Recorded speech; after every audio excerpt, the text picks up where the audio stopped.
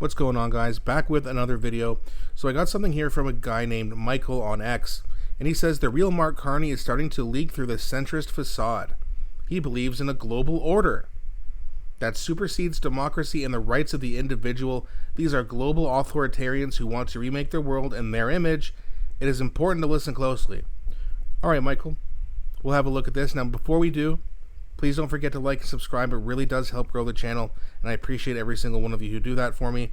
So let's get into this, and then we'll talk about it after. So we're meeting now in that context in, as you just said, in hard times. We might say even a hinge moment of history, a world that's more dangerous and divided, a time where the rules-based international, the global order, rules-based global order is under threat, in a time when Hear that? The rules-based global order is under threat. That's because people like you and me are waking up to it. Some people still haven't gotten the picture yet. Technological change is accelerating. And we really have two choices as a jurisdiction, as a country in this circumstance. We can nostalgically look back and long for the old order to somehow return, or we can build a new one with purpose and partnership.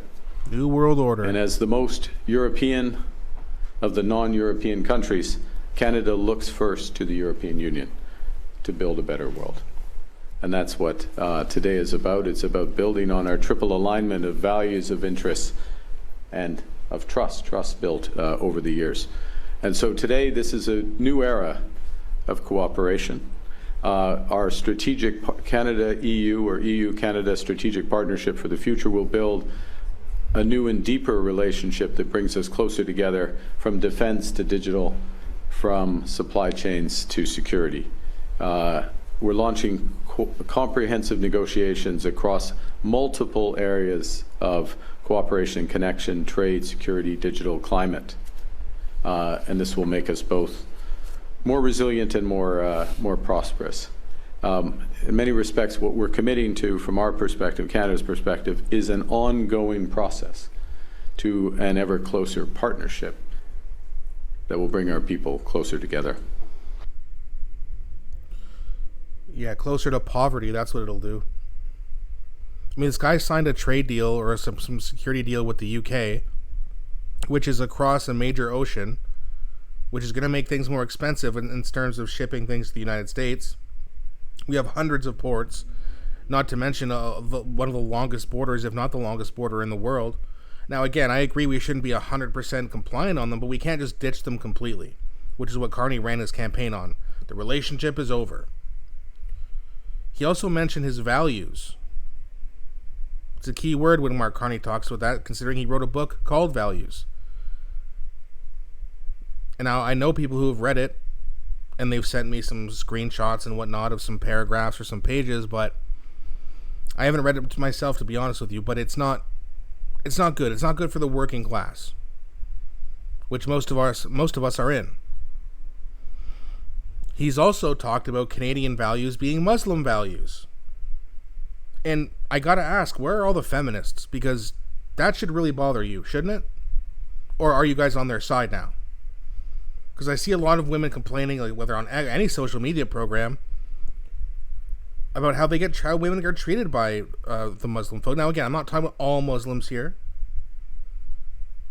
but there's clearly, let's just say, an unequal amount of rights between men and women. I think we can all agree with that. So you'd think these fembots would come out and say, oh my God, I can't believe Mark Carney said it. Not a word. It's only the conservative women who seem to have a problem with it. Weird, huh? You knew it. I know it. This guy's a globalist. He's an authoritarian. He doesn't want what's best for us. He wants what's best for him and his buddies. And you ain't in the club, and neither am I. This guy's dangerous. Especially considering he's not much of a doofus like Trudeau. And even Trudeau lasted 10 years. Canadians will put up with crap for a long time. This guy's going to bring way, way worse crap than Justin Trudeau ever dreamed of. Justin Trudeau was not capable of this. Mark Carney is much more intelligent. Doesn't seem like it sometimes when he talks, but he knows what he's doing. He understands the role that he's supposed to take when he, became the prime minister and the leader of the Liberal Party. He believes in a global order. That is correct. That supersedes democracy and the rights of the individual. Also correct. These are global authoritarians who want to remake the world in their image. Also correct. Listen closely. This guy's dangerous. Truly dangerous. Not Pierre Poilievre dangerous because, he's a meanie head and I can't take it. And they're all upset because he didn't resign as leader even though he lost his seat. As if winning a seat in the first place was a big deal when Mark Carney did not even have to do that to become prime minister. He just kicked someone out. If Pierre Poilievre did that, they would be screaming fascism. It's very interesting how their minds work, if you even want to call it a mind. But listen, it's a pretty controversial topic. I don't really want to get too much into it, but I think we all know what we mean. YouTube's terms of service can be a little bit sketchy, so I'm like, I'm going to hold back on some things.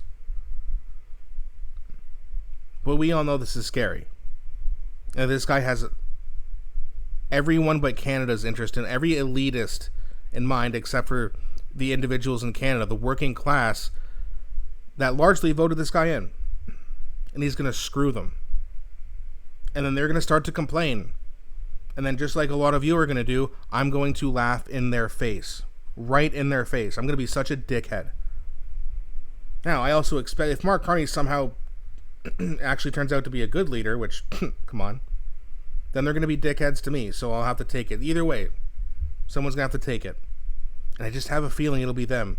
They're happy they won the election. They won't be happy with the results. But let me know what you guys think. Please don't be shy. And please, again, don't forget to like and subscribe, as it really does help grow the channel. Thanks for watching, and I'll be back shortly with a new one.